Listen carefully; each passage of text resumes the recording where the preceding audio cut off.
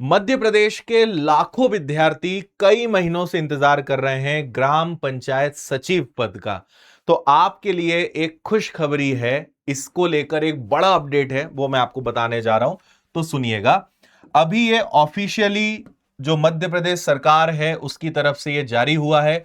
Panchayat rural development social welfare department of Madhya Pradesh, और इसमें जो पंचायत और ग्रामीण विकास मंत्री हैं प्रहलाद सिंह जी पटेल, इन्होंने अभी एक बैठक ली है और उसमें इस बात को लेकर निर्देश दिए हैं कि जो पंचायतों में रिक्त पद हैं उनकी जो पूर्ति है, जो भर्ती है, उसको जल्द से जल्द आगे बढ़ाना है।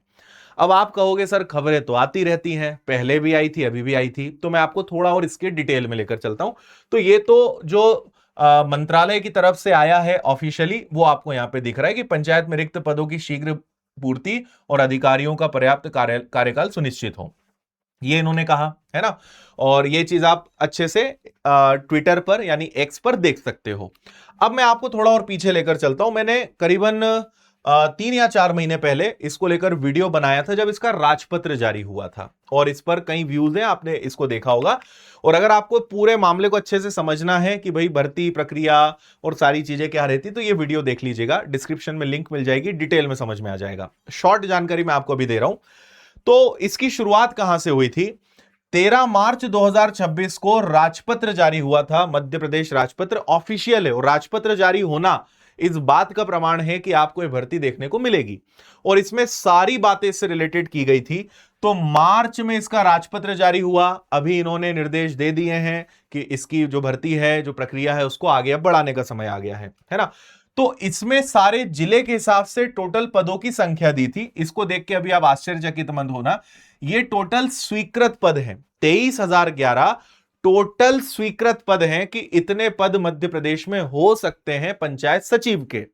इसमें वो पद भी शामिल हैं जो ऑलरेडी अभी जॉब में हैं, तो उनको अगर हटा दिया जाए तब भी अच्छी खासी संख्या पंचायत सचिव की आएगी, क्योंकि कई सालों से भर्ती नहीं निकली है, पद खाली पड़े हैं और अब जरूरत बहुत ज्यादा है।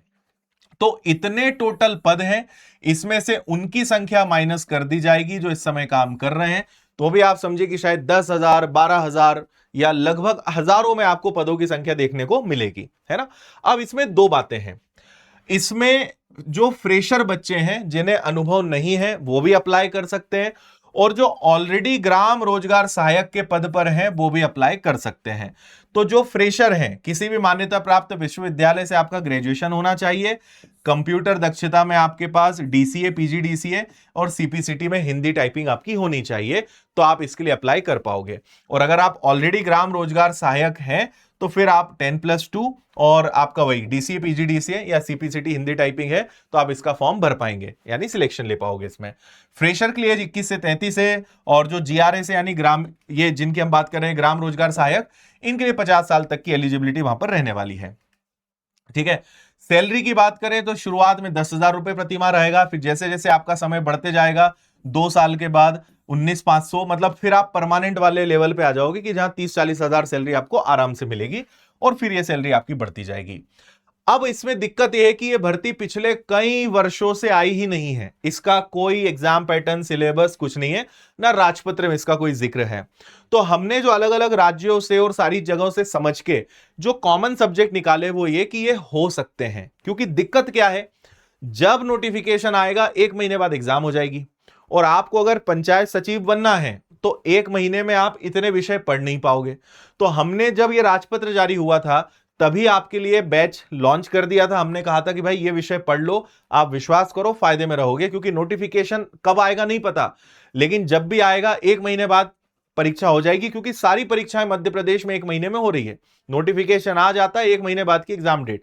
अभी आप देखो, कृषि विस्तार अधिकारी का नोटिफिकेशन आया 2 जुलाई को, 3 अगस्त को पेपर है। अस्पताल सहायक का एग्जाम अभी आपने देखा खत्म हुआ ही है। तो हर 1 महीने में नोटिफिकेशन आता है, अगले महीने परीक्षा हो जा रही है। तो इसका अगर नोटिफिकेशन आया तो इस बात की गारंटी बहुत कम है कि आपको 4-6 महीने मिलेंगे। 1 महीना, 1.5 महीना मिल गया, बहुत बड़ी बात है।